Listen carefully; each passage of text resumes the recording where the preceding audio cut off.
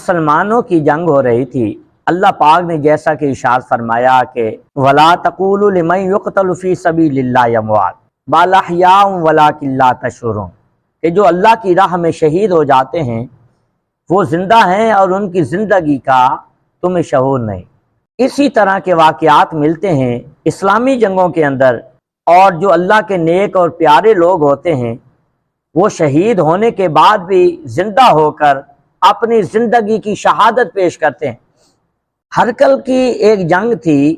ہرکل ایک بادشاہ تھا، بہت بڑا ظالم اور جابر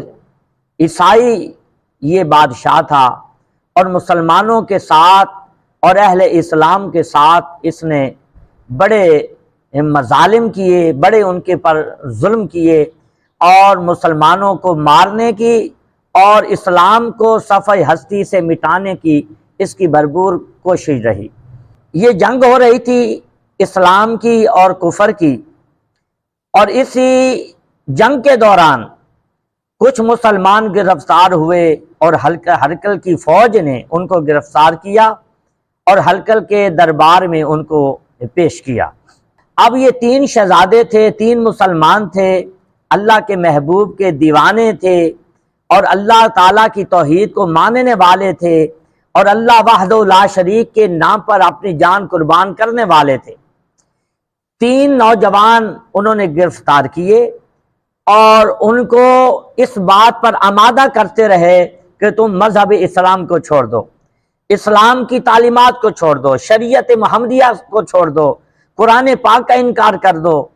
اللہ کے پیارے محبوب حضور اکرم صلی اللہ علیہ وآلہ وسلم کی نبوت اور رسالت کا انکار کر دو۔ مگر وہ اس بات پر قائم و دائم رہے اور حضور اکرم صلی اللہ علیہ وآلہ وسلم کی نبوت کے قائل رہے، اور ان کا ایمان متزلزل نہ ہوا۔ بالآخر اس ظالم بادشاہ نے یہ حکم جاری کیا کہ ان تینوں کو قتل کر دیا جائے، مار دیا جائے۔ اور کیسے مارا جائے؟ اس ظالم نے یہ کہا کہ تیل کے جو ہے کڑا ان کو جلایا جائے، گرم کیا جائے، اور ان بڑے بڑے ٹپوں کے اندر ان کو ایک ایک کر کے بھونا جائے، ان کے جسم کو زندہ ان کو ڈالا جائے اور ان کے جسم کو بھون دیا جائے، جلا دیا جائے۔ اب انہوں نے کیا کیا؟ پھر ساتھ اس نے یہ بھی کہا کہ ایک ایک کو کر کے اس طرح جلانا ہے آگ کے اندر، تیل کے اندر،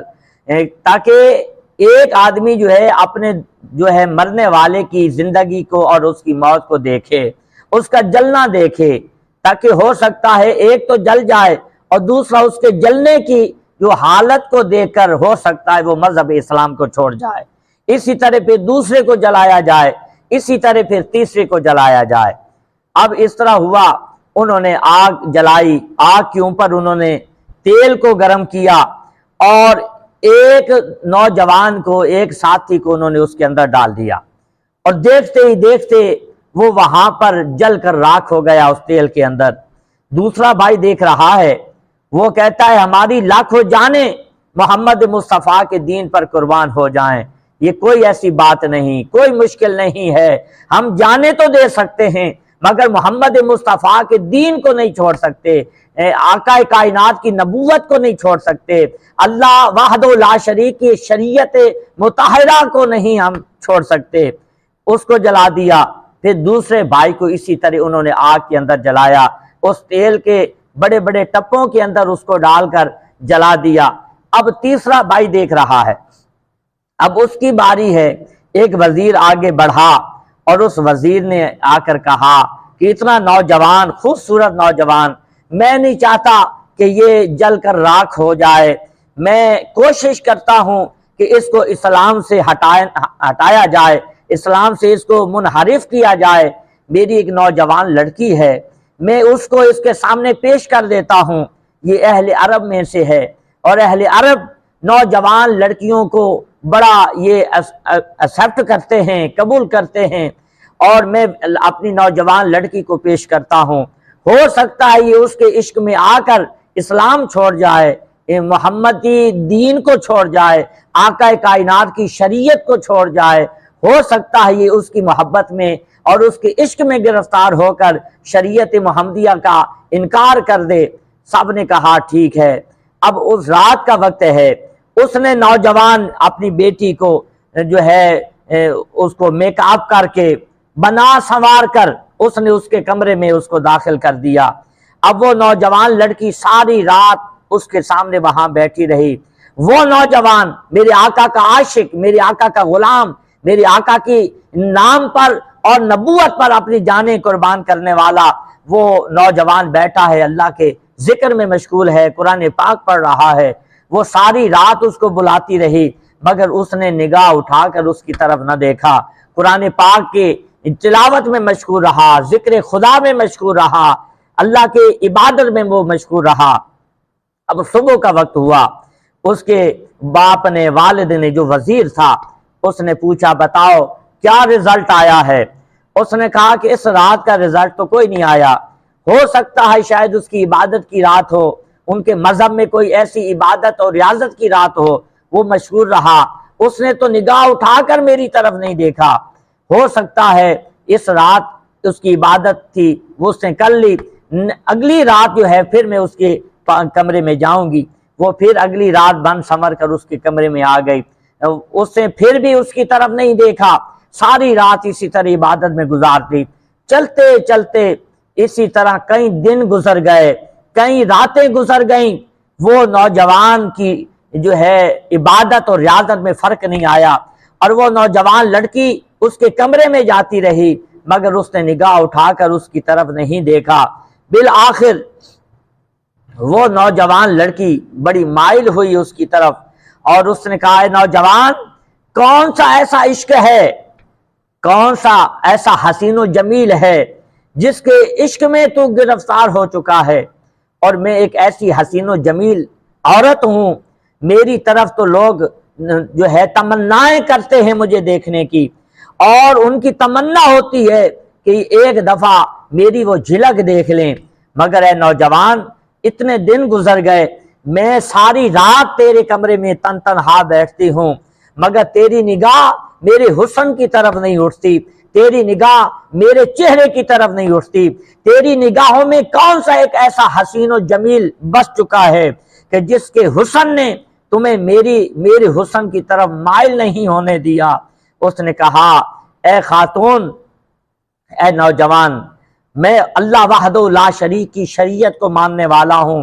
محمد مصطفیٰ کے دین کو ماننے والا ہوں، شریعت محمدیہ کو ماننے والا ہوں، آقا کائنات کی نبوت کو ماننے والا ہوں، میری نگاہوں میں ان سے بڑھ کر کائنات میں کوئی حسین و جمیل نہیں ہے، اور میں ان کے سوا کسی کو نہیں دیکھ سکتا، نہ میری نگاہیں نہ میرا دل اجازت دیتا ہے۔ وہ نوجوان، وہ لڑکی اس کی طرف مائل ہو گئی، یہاں تک کہ اس نے کلمہ شہادت پڑھا، وہ لڑکی بھی مسلمان ہو گئی۔ اب وہ نوجوان اس کو مسلمان اس نے کر دیا، کلمہ شہادت پڑھا دیا۔ اب اس نوجوان لڑکی نے کہا کہ اب ہم دینی بھائی بن گئے ہیں، دینی بہن بھائی بن گئے ہیں، اب یہاں سے چلے جانا چاہیے، ہو سکتا ہے کہ وہ ہمیں گرفتار کر کے قتل کر دیں، شہید کر دیں۔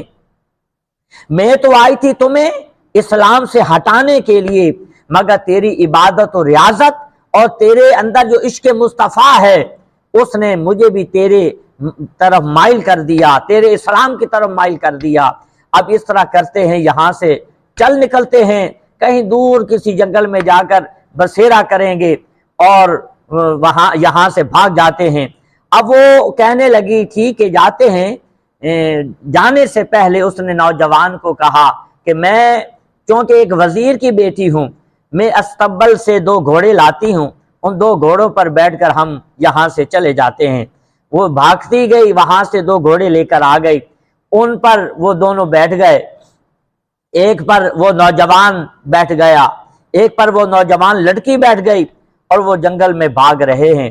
اب وہ ایک جنگل میں گئے، اچانک پیچھے سے کچھ گھوڑوں کے دوڑنے کی آواز آئی۔ وہ نوجوان لڑکی جو تھی وہ پریشان ہوئی، ہو سکتا ہے کہ حکومت وقت کی فوج نے ہمیں دیکھ لیا ہو اور وہ گرفتار کرنے کے لیے یہاں پہ آ گئے ہوں۔ اس نوجوان نے کہا آپ پریشان نہ ہوں، یہ آنے دو، اگر وہ ہم پر حملہ کریں گے ہم بھی ان پر حملہ کریں گے، اور کئیوں کو تو میں مار ڈالوں گا، اللہ نے مجھے ایسی قوت اور طاقت عطا کی ہے، آپ پریشان نہ ہوں۔ جیسے ہی وہ گھوڑ سوار ان کے قریب آئے تو وہ دیکھ کر حیران رہ گیا، وہ نوجوان کہ وہ دیکھتا ہے اور کہتا ہے یہ میرے وہ دو بھائی ہیں جن کو انہوں نے شہید کر دیا تھا، ہرکل کی فوج نے ان کو شہید کر دیا تھا اور تیل کے بڑے بڑے کڑاہوں کے اندر جلا دیا تھا، ان کا گوشت بھون دیا تھا، ان کا جسم جو تھا وہ گوشت وہ جل گیا تھا، جل کر راکھ ہو گیا تھا۔ یہ وہی دو نوجوان میرے بھائی آ گئے ہیں اور وہ ہماری تلاش میں یہاں پر پہنچے ہیں۔ جیسے وہ قریب آئے اس نوجوان بھائی نے آگے بڑھ کر ان کا استقبال کیا، کہا بھائی آپ تو وہاں شہید ہو گئے تھے اور یہاں کیسے پہنچائے؟ انہوں نے کہا میرے بھائی آپ کو پتا ہے کہ اللہ وحدہ لا شریک نے فرمایا کہ جو میری راہ میں شہید ہو جائیں، جو میری راہ میں جانیں قربان کر دیں، جو میری راہ میں اپنا تن من دھن قربان کر دیں اور مر جائیں، شہید ہو جائیں، قتل ہو جائیں، وہ مرتے نہیں ہیں، وہ زندہ ہیں۔ میرے بھائی اللہ نے ہمیں ایسی زندگی عطا کی ہے جو نہ ختم ہونے والی ہے نہ مٹنے والی ہے، اور میرے بھائی ہم آئے ہیں آپ کے پاس کہ ہم آپ دونوں کا آپس میں نکاح پڑھا دیں، اور آپ کو پتہ ہونا چاہیے کہ لا تحسبن الذین قتلوا فی سبیل اللہ امواتا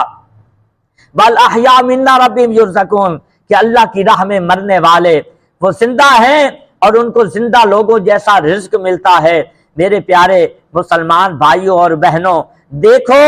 کہ جو اللہ کی راہ میں اللہ کے محبوب مارے جائیں وہ بھی مرنے کے بعد زندہ ہو کر دنیا میں ظاہر ہوتے ہیں اور اپنی زندگی کی شہادت دیتے ہیں۔ یہ اللہ والوں کی شان ہے، یہ اللہ والوں کی عظمتیں ہیں، یہ اللہ والوں پر جو اللہ کے انعام ہیں، یہ انعام دکھائے جا رہے ہیں کہ دیکھو جو اللہ والے ہو جائیں وہ مر کر بھی زندہ ہیں، جو اللہ والے ہو جائیں وہ شہید ہونے کے بعد بھی زندہ ہیں، جو اللہ سے محبت کرنے لگ جائیں، جو اللہ وحدہ لا شریک کے پیارے محبوب حضرت محمد مصطفیٰ صلی اللہ علیہ وآلہ وسلم کی شریعت کے پابند ہو جائیں اور پیارے مصطفیٰ کریم رؤوف الرحیم صلی اللہ علیہ وآلہ وسلم کے پکے سچے عاشق بن جائیں، غلام بن جائیں، وہ کبھی مرتے نہیں ہیں۔ ان کو اگر شہید بھی کر دیا جائے تو شہید ہونے کے بعد وہ دنیا میں اپنی زندگی کو ظاہر کرتے ہیں اور لوگوں کو دکھاتے ہیں، دنیا والوں یہ دیکھو اللہ کا انعام ہم پر ہوا ہے